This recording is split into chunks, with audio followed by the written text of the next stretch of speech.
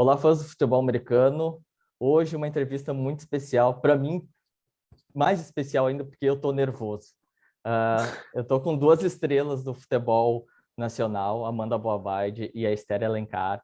E hoje a gente vai falar um pouquinho sobre as metas delas para 2022, no tackle e também para o Brasil Onças no flag, que vai disputar em seguida o Mundial em Israel. Primeiro, eu quero agradecer de coração por vocês terem aceitado esse convite. Para mim, realmente é muito especial ter vocês duas aqui.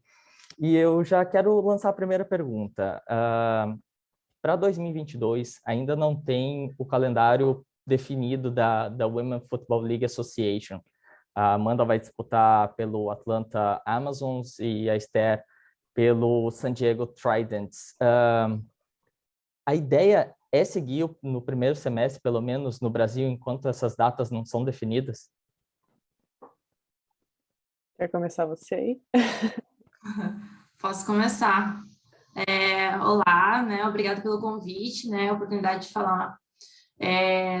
Então, assim, hoje é algo ainda incerto, desde do draft que teve, com o Atlanta, a gente teve algumas reuniões, eu conheci as meninas do time, que são sensacionais, assim, também. É legal, porque cada uma tem a sua história com o futebol americano, né? Eu ainda no meu time, junto comigo, tem mais duas brasileiras também draftadas. E, assim, das conversas que a gente tem com os donos dos times, com os general managers, assim, tá parado. Não tem muito, assim, ninguém sabe o que vai acontecer. Eles não abrem até muito para a gente de hipóteses ou possibilidades que podem ter ano que vem ou até, sei lá, 2023.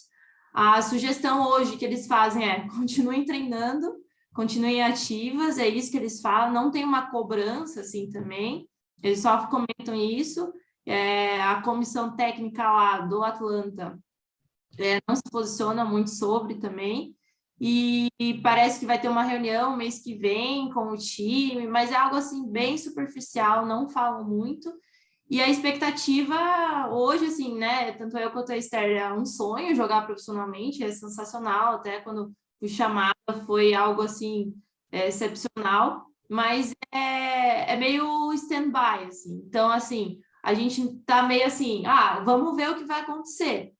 Se falarem assim, pô, venham, a gente vai, entendeu? Tem muita questão, outra, né? Tem visto, a gente tem outra, como brasileira, a gente tem outras questões também, que são, né, de burocracia e tal, tem agora a questão da vacina ainda, que talvez dê uma aliviada com os Estados Unidos abrindo as fronteiras, mas é algo assim que a gente está em stand-by. Então, assim, eu, pelo menos, né, eu como atleta, continuo treinando, né, com foco, com outros objetivos, pensando, por enquanto, eu vou ficar aqui no Brasil, mas, assim, surgindo a oportunidade de ir para lá, a ideia é para lá, porque é uma oportunidade realmente de ser atleta profissional do futebol americano. Boa. Obrigada também pela oportunidade, pelo convite, né, de estar aqui. Sempre bom falar de futebol americano.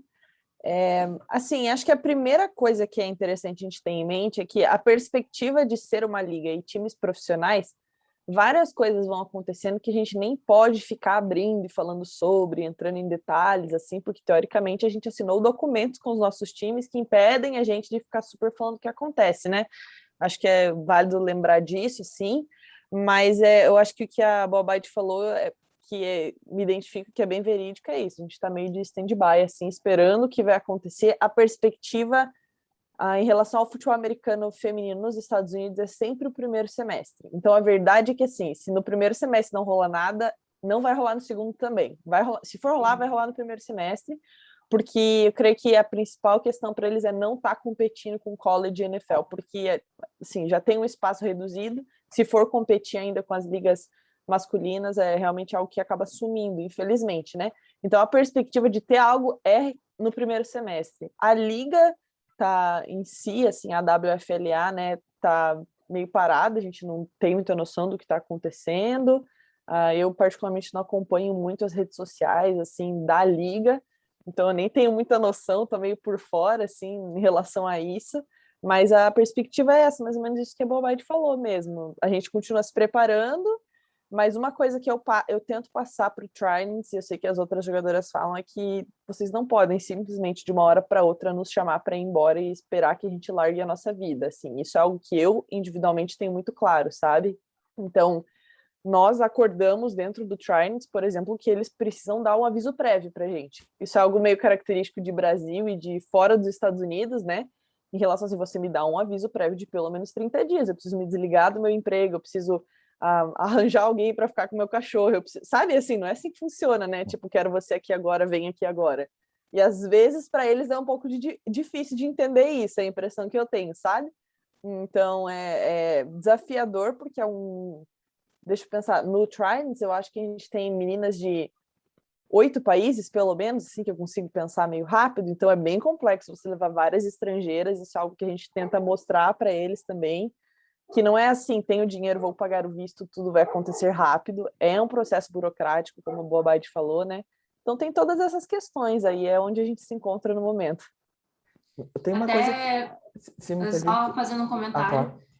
eu fiz amizade com diferentes pessoas que foram draftadas ou que participaram, não foram draftadas, e inclusive fiz call com algumas para conhecer mesmo, falar sobre o futebol americano. E muitas dessas meninas realmente já estavam se preparando para ir, já havendo questão, isso que a Esther falou, de emprego, de família e tal, e daí parou tudo, e agora fica todo mundo nesse tipo, e aí, como é que vai ser? E é bem isso, né? A gente não sabe qual que é o posicionamento da liga sobre isso também, tipo, uma hora para outra, vem, agora, ou não, ó, vai ser em 2023, tal. Então, isso é bem algo que a gente não sabe mesmo, né? Elas por elas. Me deixou intrigado uma questão, assim, que chegou a apontar que treinem por conta, não há os treinadores não passam um treino específico, cuide da sua alimentação, assim, faça esse tipo de treino, faça esse drill, posicione melhor os seus movimentos dentro do gramado, não há esse tipo de informação chegando para vocês. E mais uma pergunta, se esse campeonato não acontecer no primeiro semestre, como está dizendo que a expectativa é que ocorra no primeiro semestre, como lidar com uma frustração, digamos assim, que é um sonho de vocês atuar profissionalmente e acabar não indo para os Estados Unidos? Então, assim, a primeira coisa é que eles não estão nos pagando, então, teoricamente, eles não têm direito de exigir coisas de nós. Assim, falando bem claramente como é que funciona, né? Porque americano gosta de ser assim, então a gente tem que agir assim com eles também. Então, a verdade é que eles não estão no direito de exigir muito. A gente tem noção que se a gente ficar de boa e não fizer nada, a gente simplesmente não tem condição de chegar a disputar uma vaga. Então, não é o que vai acontecer. Mas, assim, eles não têm a cobertura contratual para querer ficar exigindo ou passando coisas para nós, né? Então, tem esse ponto que é importante a gente ter em mente. E aí, cada time funciona de um jeito muito diferente, essa aqui é a verdade, né? Então, o Tridents, até rolar isso de oficialmente vamos adiar, a gente tinha reuniões com o time, tinha reuniões táticas, técnicas, tinha sós que tinham reunião, tinha drills que a gente tinha que mandar semanalmente, tem um teste lá de 300 jardas que a gente tinha que mandar para o coach toda semana, e cronometrando, mostrando o tempo, então tinha um acompanhamento. Mas aí, quando rolou essa questão de não vai ter temporada esse ano, eles afrouxaram um pouco, porque eles não têm mais condição de ficar exigindo algo, sendo que nem vai ter uma temporada e eles não estão cobrindo os nossos gastos para ter todo esse investimento, né? Então, na minha situação, foi mais ou menos isso que rolou, assim. Na minha parte foi bem parecido também. Quando saiu os nomes, deu todo aquele bafafá e tal, entraram em contato para dar parabéns tal, pelo draft, mas nenhum momento foi passado assim, atletas, vocês precisam fazer esses drills, na minha parte, né? Isso não foi falado. Algumas atletas faziam por conta do que eu vi, né? A gente tinha o grupo e mandava os vídeos semanalmente, o pessoal treinando, daí era né, um motivando o outro, tal, mas algo assim rígido de exigência não teve. Até assim, tem um burburinho por parte das atletas, tal. Muitas das atletas estão em Atlanta, né, do grupo mesmo, já estão lá, mas é algo que também, assim, hoje, assim, acho que é o último contato que teve com a dona do time, com a equipe, com o general manager, tudo isso, foi ano passado, né? Desde então, não falaram mais, eu só tive contato com as próprias atletas. Então, só que é algo assim, né? Eu vejo, né, da questão que você perguntou da frustração. Já foi frustrante ano passado, na minha opinião, né? Com a pandemia, com tudo que aconteceu, da gente... Num primeiro momento, eu pensei, nossa, perdi um ano de atleta. Mas depois eu vi que não, né? Eu tive oportunidades para treinar e focar em outras coisas. E hoje eu aceito muitas coisas como são, né? Como a gente teve adiantamento também, né? A gente que é atleta do flag, do Mundial, e os próprios campeonatos regionais nossos aqui também. É frustrante, mas também é você aceitar que é assim e pronto. Então, eu, Amanda, agora é assim, se tiver, bora, quero ir, tô preparada, tô treinando para isso. Se não tiver, paciência, sabe? É uma coisa que foge um pouco do nosso controle, e o que está no nosso controle é o quê? Estudar, treinar e tá aqui, a gente se divulga mesmo, né? Eu e a Esther, a gente posta vídeo, a gente mostra que a gente está treinando, a gente está fazendo o nosso, mas tem coisas que estão fora do nosso controle. Então, essa frustração, eu acho que é algo que não precisa, porque a gente não precisa se exigir dessa maneira também, na minha opinião. Entendi. Eu acabei não tocando nesse ponto da frustração, né? Falei bastante sobre o resto. Eu acho que sim, tiveram momentos frustrantes, assim, eu acredito que quando você para planejar, para pensar o que você vai fazer nos seus próximos passos, assim, é frustrante você não ter respostas concretas. Para mim, a frustração está relacionada a isso. Não é acontecer ou não acontecer. Se não vai acontecer, tudo bem, mas me diz que não vai acontecer. Eu acho que é mais a frustração nesse sentido. Mas a verdade é que quando eu entendi que é meio que assim que vai funcionar, eu também compreendi que não dá para ter isso como plano único, sabe? Então, pessoalmente, individualmente, planejo outras coisas, tenho outras coisas em mente, e se não der certo, beleza, se não deu, minha vida segue. A verdade é que é isso, né? E eu sempre tive muito em mente que, assim, todo o trabalho que eu estava fazendo não era perdido, né? Tudo que eu intensifiquei de treino, de estudo, nunca vai ser prejudicial para mim. Então, beleza, talvez não aconteça, talvez essa parte do sonho não se concretize, mas isso tem me ajudado em muitas outras coisas, né? E, assim, o fato de não tá rolando, por exemplo, porque, teoricamente, ia coincidir Mundial e Liga. Teoricamente, não ia ter como fazer as duas coisas. Não ia ter como estar na seleção e jogar lá se o Mundial tivesse sido em julho, como que era inicialmente o plano, e a Liga acontecendo no primeiro semestre, a gente não ia ter essa oportunidade. Então, tem esse lado também para olhar, que acaba sendo positivo, né? A gente até chegou a falar disso, né, Esther? Que talvez teria a possibilidade da gente ter que escolher entre ir jogar nos Estados Unidos ou jogar pelo Brasil. A gente chegou nessa, né? Interessante. Então, pensando para 2022, caso essa competição não aconteça, se a gente parar para conjecturar, assim, e inclusive também foi para mim um dos motivos para convidar vocês para estar aqui, se o Paranense ocorrer no primeiro semestre de 2022, a gente vai ter a Boa Bide nos Cold Killers, Alencar no Silverhawks. Como é que vocês veem esse matchup, que seria um dos maiores clash assim, do futebol feminino nos últimos tempos aqui no país? Pode começar você, eu comecei outra. Bom, eu acho que vai ser algo inédito, né? Em questão, assim, não sei se aconteceu já no feminino, de muitos atletas trocarem de time, coisas assim. Eu acho que por isso tem mais essa questão de novidade e tal.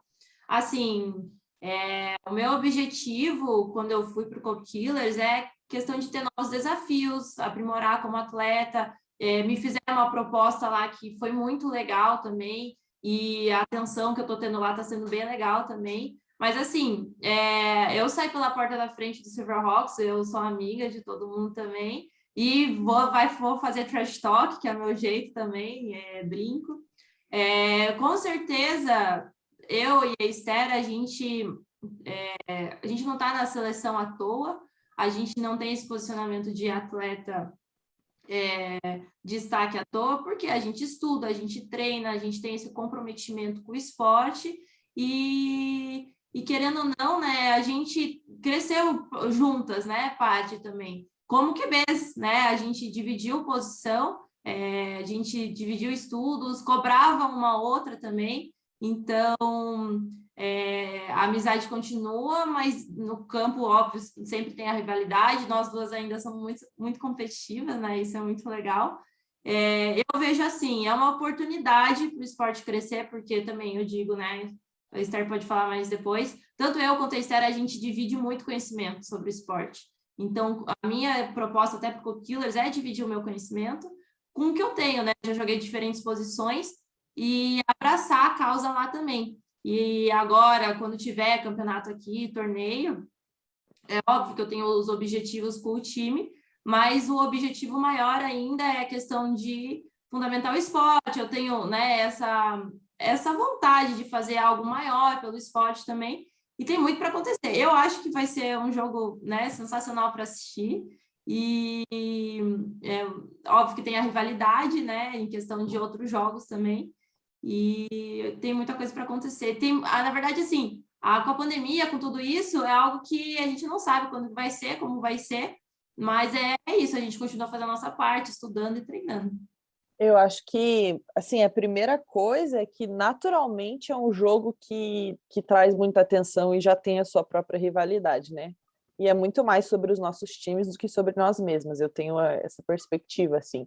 Então, a real é que a gente diretamente não vai se enfrentar, né, as duas, jogando como QB e tudo mais, mas vem uma carga já de rivalidade desde, principalmente, assim, 2018, mas 2018 foi muito emoção e festa para todo mundo, mas a rivalidade se construiu muito em 2019, né, nos jogos no Paranaense, o jogo do Brasileiro. Então, acredito que, assim, o primeiro ponto é como que os times vão se reestruturar voltando a treinar. Sei que o Code Killers acho que já voltou, né, o Silverhawks ainda não, a gente está esperando um pouco. Então, acho que o primeiro tópico para a gente pensar é como é que os times vão se reestruturar, né? Quem vai voltar a jogar, quem não vai, porque muita gente teve a oportunidade de reavaliar a vida, não é todo mundo que vai voltar a jogar, né? E tudo bem. Então, o primeiro ponto aí é como que esses times vão vir preparados para jogar. Com certeza a gente tem muita coisa guardada depois de 2 anos, né? Sem campeonato, tanta coisa acontecendo, e enfim, é o nosso escape de forma geral. Então, eu acho que vai ser um duelo assim, bem legal de assistir, bem interessante. Tem esse aspecto pessoal, emocional envolvido, né? Então, acho que vai dar umas boas jogadas aí. É mais a Boa Bay a defesa, na verdade, não é tanto comigo, não. Então, eu acho que é isso, assim, como ela falou, a gente está se preparando, fazendo o nosso. Eu acredito muito mais na questão do coletivo do que individual, então é sobre como cada uma de nós vai impactar o ataque que está liderando e ver o que acontece a partir disso, né? Entendi. Até vocês comentaram bastante sobre o coletivo, mas se eu puder provocar e pensar mais pro lado individual, assim, digamos, essa vai ser a primeira vez que nós, fãs e mídia e a comunidade do futebol no Brasil vai acompanhar vocês em programas distintos. Eu queria saber qual é o sentimento, qual é a sensação, as dificuldades que vocês vão encontrar, porque a gente estava acostumado a ter a presença de vocês duas no backfield.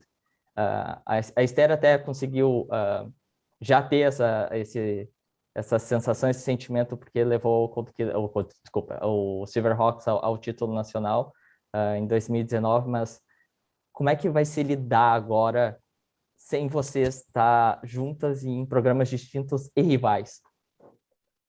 Eu acho que... Posso começar ou você quer começar falando? Não, pode falar. Assim, eu imagino que é uma adaptação mais complexa para a Boa Bay do que para nós, nesse caso, porque, assim, enfim, então, contextualizando, né? A Boa Bay viajou em 2019, então a gente teve um período aí de meio que de aprender a jogar sem, né? Eu acho que isso rolou no Silverhawks, isso rolou comigo. Então, assim, foi o que aconteceu, então meio que a gente vai retomar disso, né? No fim das contas, assim. Sem dúvida vai ser bem esquisito jogar contra e coisas assim. Bem estranho, na verdade, né? Mas eu acho que é um processo natural, assim, de se acostumar, né? De novo e coisas assim. E eu acho que também vai da nossa maturidade individual nesse sentido de saber lidar com isso que está acontecendo, com esse novo cenário, esse novo desafio, e tirar o melhor que a gente tem dentro do contexto do nosso próprio time e das necessidades da nossa volta, né? Enfim.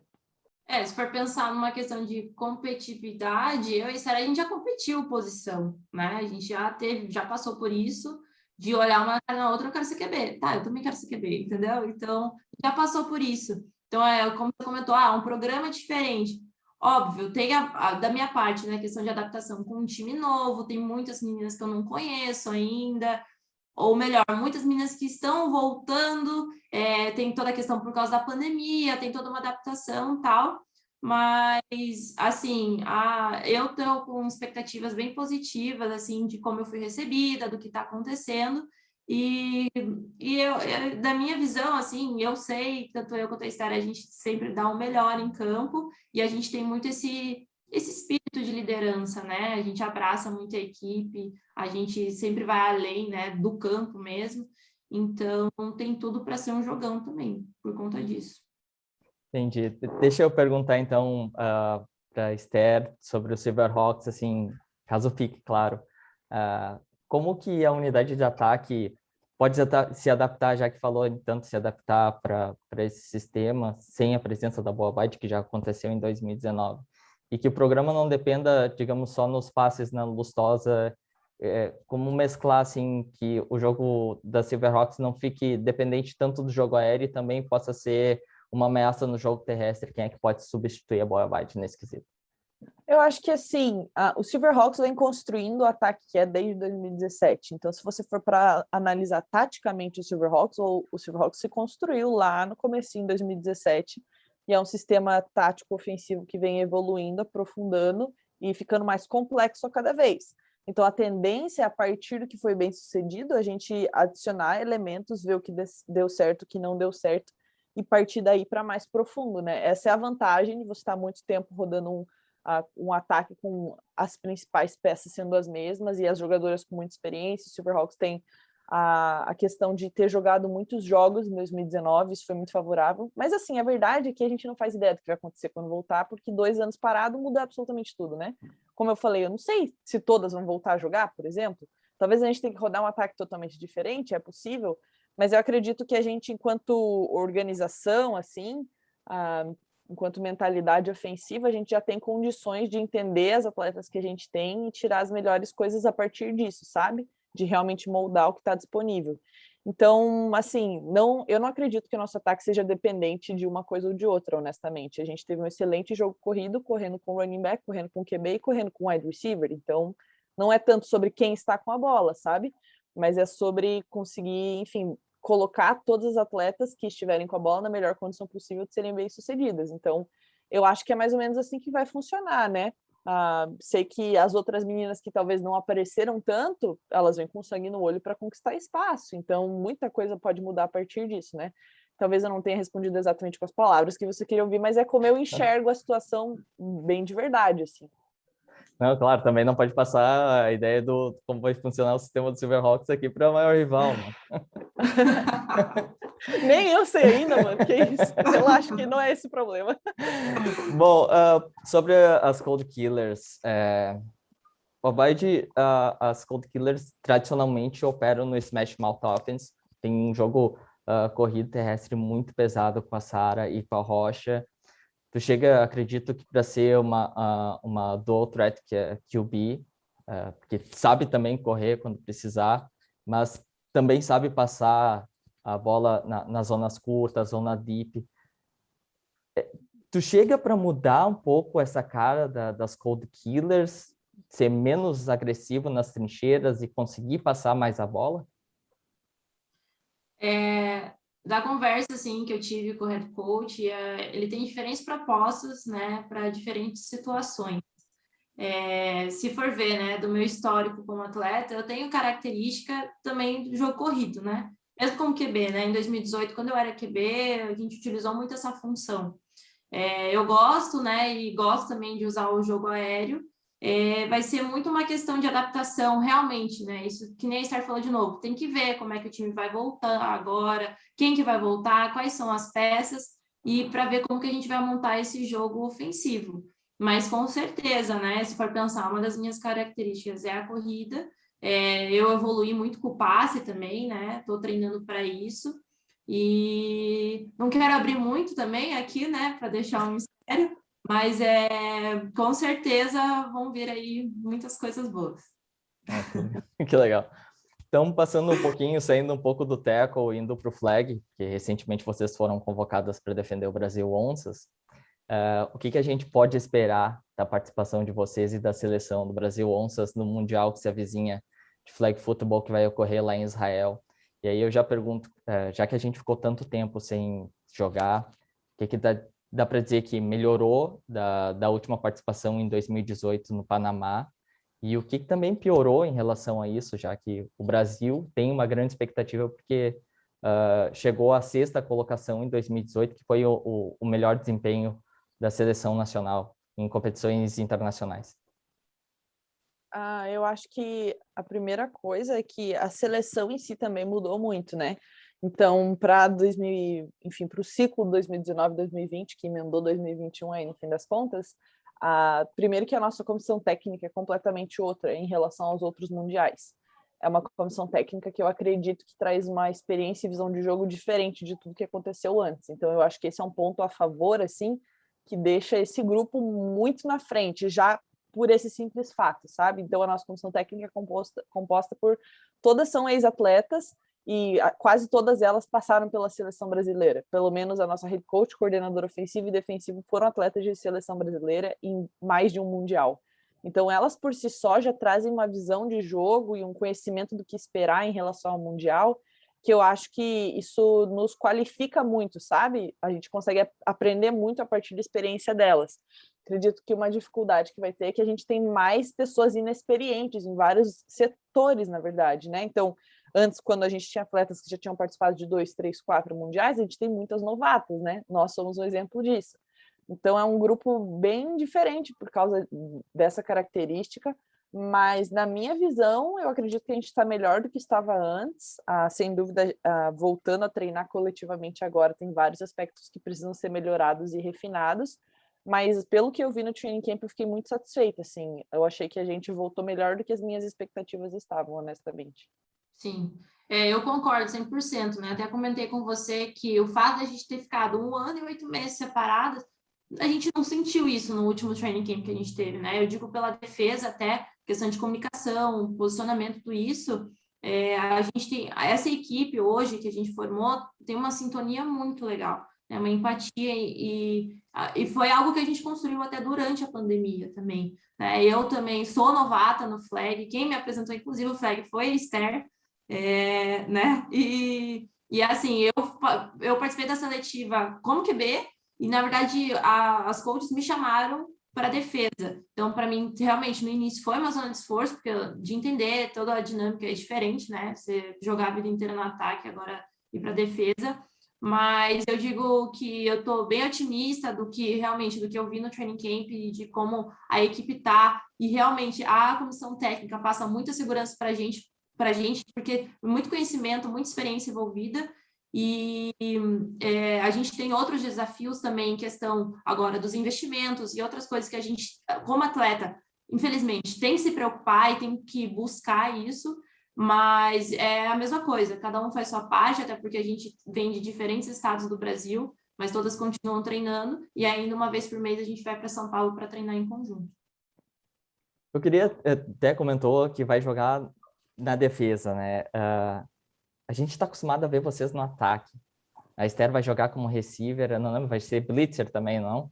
Uhum. Então, como a gente consegue assimilar isso daí em pouco tempo? Porque o Mundial está para acontecer agora e vocês estão passando para defesa. É que pra gente não é um negócio novo assim, né? Então, pensa, lá em 2019 a gente já estava passando por no fim de 2019, né? Beleza, fim de 2019, os dois de QB e tudo mais, QB, receiver, enfim. Mas no começo de 2020 a gente teve 2 training camps, pelo menos, já jogando nessas posições, né? Então, rolou um tempo de adaptação e durante a pandemia inteira a gente se especializou, meio que à distância, óbvio, mas com a cabeça pronta para isso, né? Agora é só fazer o corpo se acostumar mesmo. Para mim, acaba sendo uma diferença menos gritante, porque eu sempre joguei de recebedora no flag, na verdade. E CQB, que seria uma coisa nova para mim no flag. Então, eu vou jogar de recebedora e segunda QB, que é uma posição meio híbrida, vamos dizer assim. Então, eu acho que o salto maior nesse sentido é para Boa Bide mesmo, mais desafiador, né, de estar fazendo um negócio realmente diferente. Mas eu acredito que a gente vem se preparando, pelo menos de cabeça, durante toda a pandemia para isso, assim. E é do nosso perfil, eu acho, também, né? Se for pensar lá em 2018, né, Esther, você jogou de receiver quando eu tava de QB. Aí mudou, eu virei run, você virou QB. Daí você era holder, eu era kicker. E assim foi, sabe? A gente ia no flag, é a mesma coisa. Eu já treinei de center, já treinei de recebedora, já treinei como segunda QB, inclusive, no flag. E agora fui pra defesa. E agora está na defesa também, de blitzer e tal, a gente se adapta, né? Eu acho que é muito do futebol, né? Isso é nosso, e muito mais, né? Da inteligência de jogo, independente da posição, que é uma coisa que a gente pratica. Vem muito da experiência, óbvio que a gente é novata para ir para o Mundial, tudo isso, mas é algo que a gente constrói há algum tempo já, que é esse conhecimento do futebol em si, né? Uhum.